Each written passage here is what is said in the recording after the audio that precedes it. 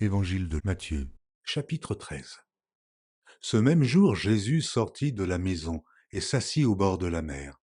Une grande foule s'étant assemblée auprès de lui, il monta dans une barque et il s'assit. Toute la foule se tenait sur le rivage. Il leur parla en parabole sur beaucoup de choses et il dit, un semeur sortit pour semer. Comme il semait, une partie de la semence tomba le long du chemin. Les oiseaux vinrent et la mangèrent.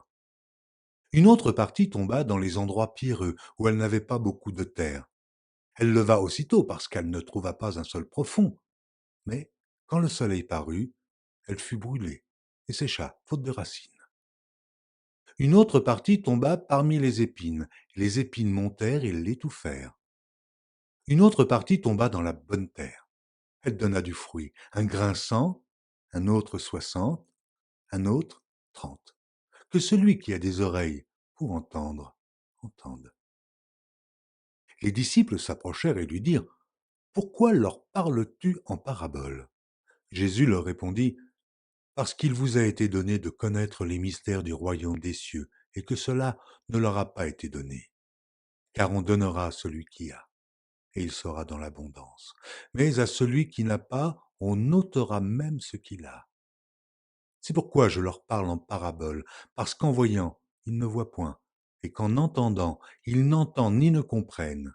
Et pour eux s'accomplit cette prophétie d'Ésaïe, vous entendrez de vos oreilles, et vous ne comprendrez point. Vous regarderez de vos yeux, et vous ne verrez point. Car le cœur de ce peuple est devenu insensible. Ils ont endurci leurs oreilles, et ils ont fermé leurs yeux, de peur qu'ils ne voient de leurs yeux, qu'ils n'entendent de leurs oreilles, qu'ils ne comprennent de leur cœur, qu'ils ne se convertissent et que je ne les guérisse.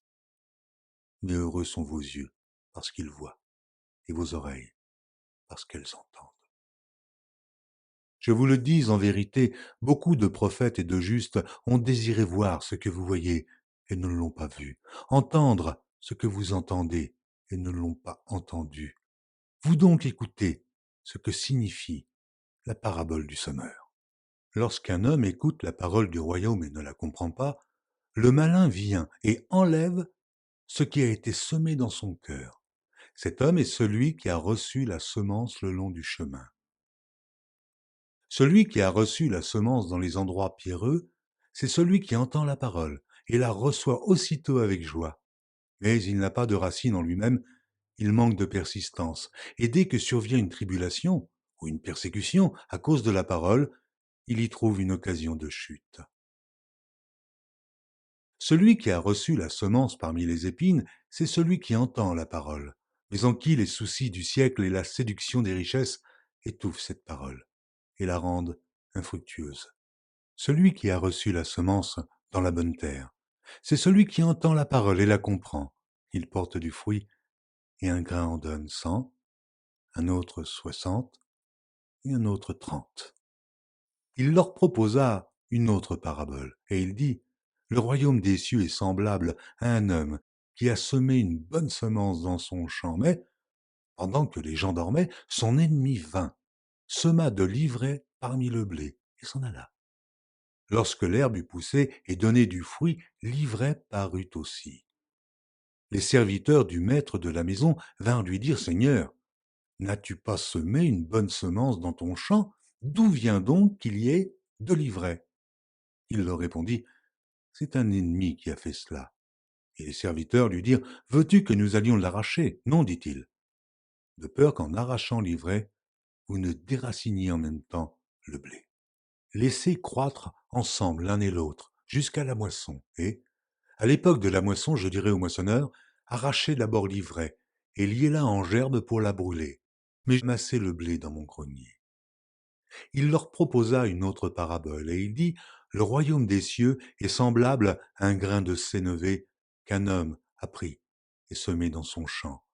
C'est la plus petite de toutes les semences, mais quand il a poussé, il est plus grand que les légumes et devient un arbre, de sorte que les oiseaux du ciel viennent habiter dans ses branches. Il leur dit cette autre parabole. Le royaume des cieux est semblable à du levain qu'une femme a pris et mis dans 3 mesures de farine jusqu'à ce que la pâte soit toute levée. Jésus dit à la foule toutes ces choses en paraboles, et il ne lui parlait point sans parabole, afin que s'accomplît ce qui avait été annoncé par le prophète. J'ouvrirai ma bouche en parabole, je publierai des choses cachées depuis la création du monde. Alors il renvoya la foule et entra dans la maison. Ses disciples s'approchèrent de lui et dirent: Explique-nous la parabole de l'ivraie du champ. Il répondit: Celui qui sème la bonne semence, c'est le Fils de l'homme. Le champ, c'est le monde. La bonne semence, ce sont les fils du royaume. L'ivraie, ce sont les fils du malin. L'ennemi qui l'a semé, c'est le diable. La moisson, c'est la fin du monde. Les moissonneurs, ce sont les anges. Or, comme on arrache l'ivraie et qu'on la jette au feu, il en sera de même à la fin du monde. Le Fils de l'homme enverra ses anges qui arracheront de son royaume tous les scandales et ceux qui commettent l'iniquité, et ils les jetteront dans la fournaise ardente où il y aura des pleurs et des grincements de dents. Alors les justes resplendiront comme le soleil dans le royaume de leur Père. Que celui qui a des oreilles pour entendre, entende. Le royaume des cieux est encore semblable à un trésor caché dans un champ. L'homme qui l'a trouvé le cache, et dans sa joie, il va vendre tout ce qu'il a et achète ce champ. Le royaume des cieux est encore semblable à un marchand qui cherche de belles perles. Il a trouvé une perle de grand prix, et il est allé vendre tout ce qu'il avait et l'a achetée. Le royaume des cieux est encore semblable à un filet jeté dans la mer et ramassant des poissons de toute espèce. Quand il est rempli, les pêcheurs le tirent, et après s'être assis sur le rivage, ils mettent dans des vases ce qui est bon, et ils jettent ce qui est mauvais. Il en sera de même à la fin du monde. Les anges viendront séparer les méchants d'avec les justes, et ils les jetteront dans la fournaise ardente, où il y aura des pleurs et des grincements de dents. Avez-vous compris toutes ces choses? Oui, répondirent-ils. Et il leur dit: C'est pourquoi tout scribe instruit de ce qui regarde le royaume des cieux est semblable à un maître de maison qui tire de son trésor des choses nouvelles et des choses anciennes. Lorsque Jésus eut achevé ses paraboles, il partit de là. S'étant rendu dans sa patrie, il enseignait dans la synagogue, de sorte que ceux qui l'entendirent étaient étonnés et disaient: D'où lui viennent cette sagesse et ces miracles? N'est-ce pas le fils du charpentier? N'est-ce pas Marie qui est sa mère?